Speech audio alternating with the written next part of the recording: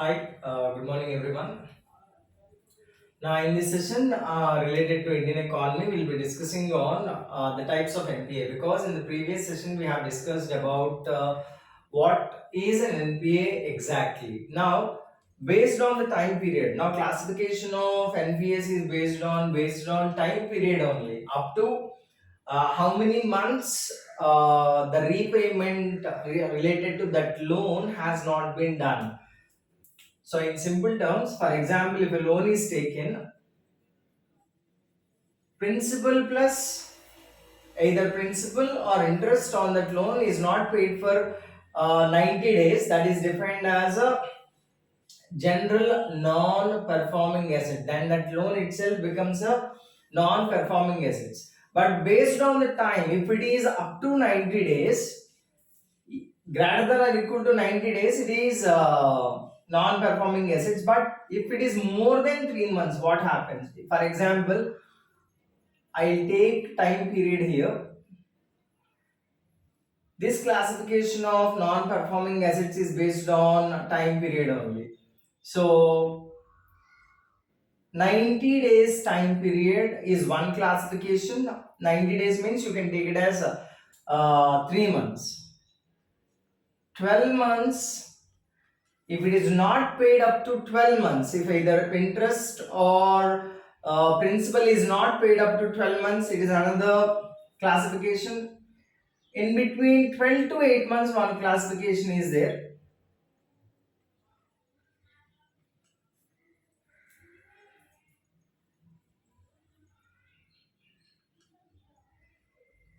Then we have more than 18 months. So, based on time period, they can be classified like this. If the interest or the principal amount is not paid up to 90 days consecutively for 90 days, then it is an NPA. So, here we can define it as this is a general NPA,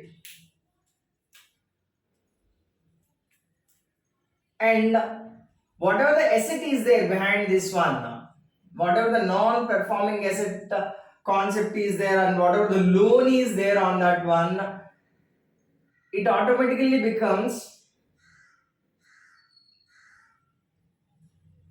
a standard asset.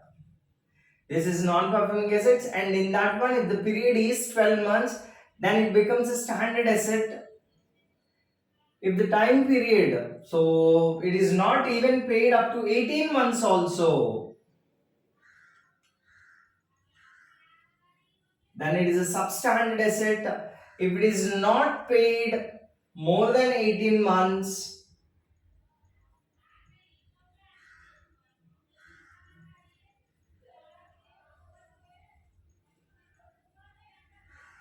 it is a doubtful asset, and there is no chance of paying at any time, then it is a loss. So, in simple words, based on the time period, the basic definition of non-performing asset definition is based on 90 days.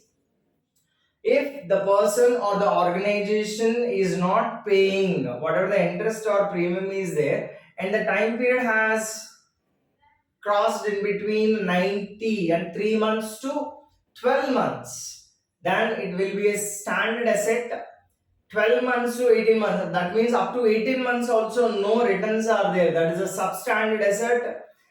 It has been more than 18 months, it is a doubtful asset, and there is no chances of repayment at all, loss assets. So general classification is like this: standard assets, substandard assets, doubtful assets, and loss assets. Loss assets. And as the economies are in crisis, for example, the agricultural segment is in crisis, the farmers are facing so many problems, whatever the pandemic is there, stagnation of logistics movement, so no transportation is there, and whatever the agricultural produce is there, it is being stagnated, and no further agricultural produce, then it is an added setback. So repayment of agricultural loans will get a bigger problem with respect to these non-performing assets, that is keep that thing aside. And If it is related to industry, even the COVID-19 pandemic has huge impact on many categories of industry except the automobile industry, which is there, which is doing somewhat better when compared to all other categories or other segments of the industry. So, whatever the classification of this thing is there, now this thing is based on whatever we have witnessed, whatever the Indian economy has witnessed from the period 2008 to 2021. Now, whatever the all present NPAs, are very big NPAs are there, very huge pending payments are there. All are made in that decade only. That whatever the period is there between 2008 to 2018, those 10 years played a major role, because in 2008 we have in 2008 we have global financial crisis, and then onwards whatever the significant improvement is there, it has been reduced with respect to banking sector, and loan repayments has reduced. When compared to all these four things, the percentage of these loss assets have been increased, which forced the government. Now all these categories of non-performing assets have forced the government to go for Sarfazi Act. This is a very old act, almost you can say that it is a 20 years old act almost, but which is exclusively designed for this category only.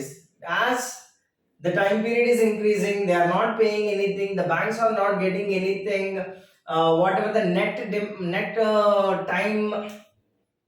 demand time liabilities of the bank are there, NDLT is there, it is being increasing, and the burden on the banks is increasing. The percentage of NPAs in total assets of the banks are increasing because of these things only. The whatever the NPAs are there, they are moving from standard assets to substandard assets to doubtful assets, and finally they are becoming loss assets. We have the best examples like you can take very common example like Vijay Mallya issue, or we cannot take Nirav Modi issue, that is not related to non-performing assets. So from one to another, from standard assets to substandard assets, from substandard assets to doubtful assets, and doubtful assets to loss assets is not a single day thing or 1 year or 2 years thing. It is a work of decade actually. From 2008 to 2018, the performance of the bank have been reduced because of the movement, the shift of NPAs from one segment to another segment. They were into standard asset category to substandard asset category to doubtful assets category, and finally into loss assets category.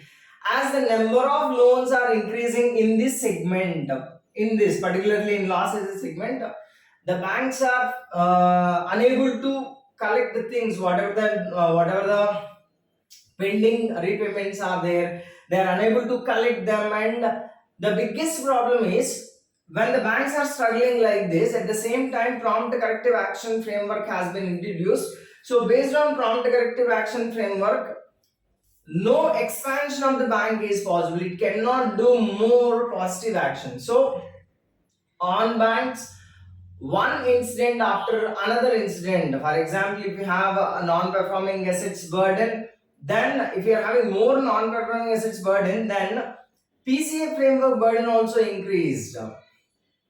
You cannot say that key, okay, PCA framework is the better function of the banks only, but if the bank is not doing well, and you're putting more restrictions on that bank, its expansion, its work, lending loans, then it will be a quite some negative step with respect to reducing the NPAs concept.